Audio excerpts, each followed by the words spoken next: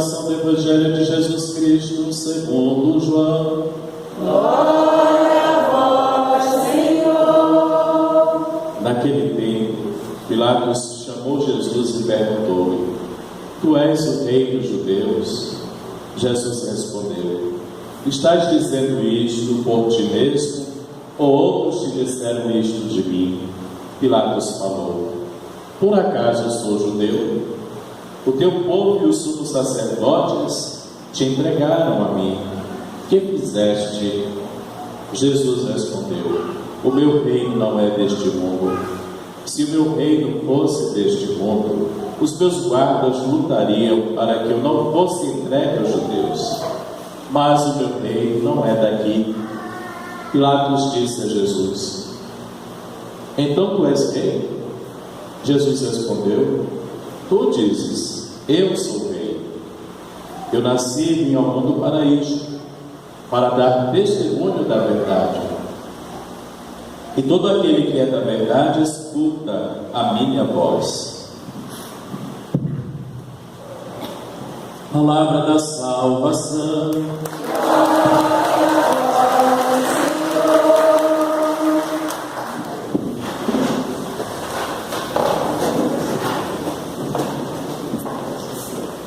Queridos irmãos e irmãs, como já comecei a conhecer no início desta celebração, dessa liturgia, nós estamos coroando hoje o tempo litúrgico da Igreja.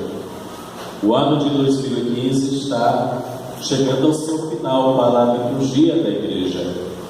Domingo próximo já será o ano novo do calendário litúrgico. E é interessante que agora nós fechamos coroando essa liturgia na proclamação de que Cristo é Rei, que Ele é o Senhor da história. Fizemos um percurso de 34 semanas decorridas neste tempo comum, das várias celebrações que foram colocadas dentro deste período longo da liturgia, tudo isso para nos fazer experimentar o mistério de Deus, a mistagogia da liturgia. O que é isso? É a didática do mistério de Deus. Ora, o professor, quando vai para a sala de aula, ele não ensina toda a geografia de uma vez, todo o conteúdo de história de uma vez. O processo é gradativo, e isso é feito dentro de um método, dentro de uma didática. A mistagogia da liturgia quer exatamente nos fazer experimentar, a Igreja nos quer fazer experimentar o mistério salvífico de Deus, uma didática própria, onde nós vamos experimentando a salvação nos diversos temas, nos instantes fortes da vida da Igreja. E assim a gente vai se inserindo em Deus, e Deus se insere em nós. O humano e o divino que vão se encontrando e vamos fazer essa experiência do encontro com o Senhor, de conversão, portanto. Mas, meus irmãos, na primeira leitura deste domingo, lá na profecia de Daniel, nós temos um tema que é tratado na catequese da Igreja, que é a parousia. Alguém já ouviu essa expressão, parousia? Levante a mão quem já ouviu. Pouca gente, né? Nossa, às vezes os conteúdos da fé são desconhecidos dos católicos. Pegue depois o catecismo da Igreja. Ah, padre, eu não tenho. Desculpa, não há. A internet está aí, e é só fazer o download lá que você vai encontrar. Parousia. Ou então coloca lá no Google, para início de pesquisa, porque não pode aplicar no Google, que ele não é o catecismo. É o catecismo que vai dizer o que é parousia. Parousia com S, não é com C. Tá? A parousia é a manifestação de Deus, uma irrupção histórica à vida do Senhor. a igreja ensina que haverá uma segunda parousia, porque o Senhor disse que virá.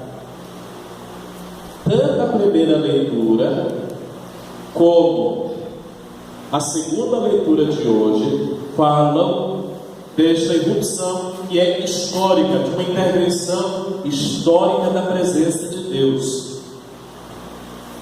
Não é invenção da igreja, é conteúdo de fé da igreja, conteúdo da catequese da igreja. A igreja diz que o Senhor virá. Deus vai aparecer de novo na história. Claro, apressar a vinda do Senhor, fala-se de apressar a vinda do Senhor, o retorno do Senhor, não quando comumente se pensa, comumente se prega, os tempos difíceis não apressarão a vinda do Senhor. Ao contrário, são os nossos gestos, o nosso nível de comprometimento com o reino é que apressará a vinda do Senhor. Estejamos certos disso. A presença do reino, que já se deu na pessoa de Jesus, no seu ensinamento, é uma construção da igreja que compete a nós, os cristãos, o testemunho. Deus virá. Mas quando perguntam em certa ocasião os fariseus, como podemos dizer que o reino está ali ou está aqui? Jesus diz: o reino está entre vós. Logo, a perspectiva, meus irmãos, é exatamente essa: saber escutar a voz de Jesus. E o Senhor hoje nos diz: todo aquele que é da verdade escuta a minha voz, e seguir o timbre da voz de Jesus, para que façamos a construção do seu reino. Hoje o Evangelho, as leituras falam de Jesus e de sua presença, da ideia do governar de Deus presente no Filho, do governo de Deus, dessa intervenção de Deus na história, da sua presença na história, mas de um governar e de um agir que em nada se aproxima do governar e do agir dos homens, dos reis, dos príncipes, dos governantes. Jesus não governa a lógica dos governantes. Por isso que na expressão de Jesus, aqueles que escutam a minha voz são da verdade. Uma coisa que sempre fustigou, questionou o homem, inquietou o homem, é a verdade. Daí que as diretrizes de quem governa, dos governantes, não podem ser outras que senão a verdade. Não governar, não liderar por interesses pessoais, por motivações escusas. É tão comum a gente sentir e ouvir as intenções daqueles que pleiteiam os cargos públicos, a vereança, o executivo, o parlamento. É muito comum a gente sentir a não verdade das intenções. Se vai por qualquer razão, por qualquer motivo, menos o interesse na verdade, o interesse no bem. Daí que os governos atuais devem se curvar ao governo de Jesus, ao governo de Deus, ao governo da verdade. Não é o governo de uma teocracia, isso também foi nocivo à humanidade. O governo de Deus, que querem os islâmicos extremistas. O Estado Islâmico quer uma teocracia, um governo de Deus. Claro, Deus sempre a partir do olho e da visão do homem. O governo de Deus nesse estilo também não dignifica, não constrói, não descortina a verdadeira humanidade. Muito pelo contrário, destrói a relação da humanidade com Deus. Porque os homens às vezes são vigários de Deus, mas até a palavra vigário, aquele que ocupa o lugar de nós, às vezes usurpamos este que deveria ser o lugar de Deus, o homem como tenente de Deus, o homem como lugar de Deus, da manifestação de Deus. Daí que o governar dos príncipes desta terra deve ser o governar de Jesus, a referência sempre Jesus. Isso nos diz o livro do Apocalipse, na segunda leitura de hoje. O Alfa e o Ômega, o princípio e o fim. Será que Jesus é o princípio e o fim de nossas ações? Será que quando este governo que hoje está fez todas as manobras para permanecer no poder, tinha como meta o bem da gente, o bem dos brasileiros, ou interesses em manutenção de poder? É o que dizem por aí. Claro, e em nome de manter um determinado privilégio no status quo, a gente vende a alma até para o capeta. Será que Jesus, o cristianismo, como proposta universal de vida para o homem e para a mulher, será que nós, em nossos planos, nos remetemos a Ele como princípio e fim de tudo? O início e o fim? Ou estão presentes os nossos interesses? Vigoram as nossas intenções. Dizemos que Jesus é Senhor, mas nos submetemos ao seu senhorio. Ele é o dominus, o dominador, o Senhor, não como aquele que submete, mas como aquele a quem nos colocamos como serviçais, os serviçais no amor, no serviço. Qual é a verdade de Jesus? Não nesta narrativa de São João, mas em outras narrativas dos Evangelhos. Pilatos pergunta: quis veritas, o que é a verdade? Qual é a verdade de Deus, meus irmãos? Qual é a verdade da igreja? O amor, o serviço. E essa linguagem os homens não entendem. A humanidade não entende a linguagem de Jesus. A humanidade não entende a linguagem do Evangelho.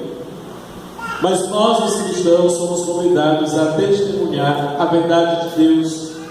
Serviço, diálogo com as pessoas, diálogo com o mundo. O padre em Minas Gerais teve uma coragem que eu não teria. Aplaudir. Diante dos acontecimentos lá de Mariana, uma comunidade protestante da primeira igreja batista de Minas Gerais ficou sem tempo. E como eles poderiam rezar? O padre ofereceu os instantes vagos da paróquia para que eles realizassem seus cultos. Olha que testemunho belíssimo, de corajoso, de enfrentamento às trincheiras que nós criamos, católicos e protestantes. Com certeza muitos paroquianos daquele padre torceram o nariz para ele, desceram a ripa, emitiram notas na internet, no Facebook, deve ter acabado com o padre, com certeza, porque nós não somos unanimidade. Achei corajosa a atitude dele, testemunhal. Que verdade é essa? A verdade de Jesus que é sem fronteiras. Não é uma perspectiva agora de misturar tudo. Não. Aqueles irmãos da primeira igreja batista rezarão dentro da sua experiência com Deus, a partir de sua realidade eclesial. Nós, católicos, rezamos a partir de nossa experiência eclesial e falamos uma única linguagem, a linguagem de Jesus, a linguagem da tolerância. Isso é presença do reino. A linguagem da empatia, nos colocar na dor do outro, por mais que o outro reze diferente de nós. São desses valores que o mundo está carente. E nós precisamos olhar o mundo com os olhos de Jesus Rei, de Jesus serviçal, de Jesus amor, Jesus que diz: quem quiser ser o maior, seja o servidor de todos. A verdade da igreja, o que é a verdade quid veritas, a pergunta de Pilatos para Jesus, ela é profunda e é uma responsabilidade da igreja, uma responsabilidade nossa de dizer ao mundo pelo testemunho de fé, de conhecimento de Jesus, se de fato Ele é o Senhor. Porque proclamar isso com a boca é fácil, mas deixar que Jesus se entronize, melhor dizendo, em nosso coração, é uma outra questão. Portanto, meus irmãos, que essa liturgia nos desperte verdadeiramente para o sentido da realeza, o sentido do poder. Já nos disse isso. O poder da igreja é entendido como condição de poder servir mais. Mas se eu me sirvo, eu estou subvertendo as características da pregação de Jesus, do Evangelho de Jesus, que insisto, digo, tomando suas palavras, aquele que quiser ser o primeiro, seja o servidor de todos. Então essa celebração nos compromete verdadeiramente com o amor-serviço, no amor para o mundo, no amor que se distribui, que se manifesta em diálogo, em compreensão. Estes itens hoje estão muito carentes, muito ausentes da vida da humanidade, da vida em sociedade. Que o Senhor Rei nos inspire a sua realeza. Que Deus nos ajude e que esta liturgia fustigue, provoque uma reação em nós. O mesmo Espírito de Jesus seja o Espírito da Igreja. Meus irmãos, professemos a nossa fé, fiquemos de pé, rezemos o símbolo do incenso constantinopolitano que está no folheto litúrgico número 11. Creio em